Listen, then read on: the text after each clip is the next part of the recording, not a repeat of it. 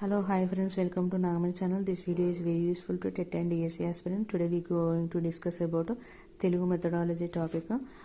స్పష్టీకరణలు, లక్ష్యాలు, ఉద్దేశాలు.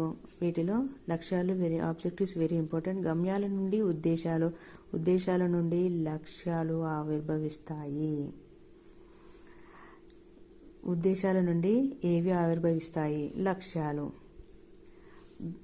ఉద్దేశాలు ఎక్కడి నుంచి ఆవిర్భవిస్తాయి? గమ్యాల నుండి ఉద్దేశాలు, ఉద్దేశాల నుండి లక్ష్యాలు. తరగతి గది బోధనకు మార్గదర్శకంగా ఉంటాయి లక్ష్యాలు. పాఠ్యాంశాల ద్వారా విద్యార్థులు కలిగించాల్సిన ప్రయోజనాలు, ఆశిస్తున్న ప్రవర్తన మార్పును తెలిపేవి లక్ష్యాలు. వీటిని బోధనా లక్ష్యాలు అంటారు. స్వల్పకాలంలో పాఠ్యాంశ బోధన తర్వాత సాధించవచ్చు. లక్ష్యాలు రెండు రకాలు: సంవృత, వివృత. క్లోజ్డ్, ఒకే వాక్యాలు సమాధానం కోరేవి.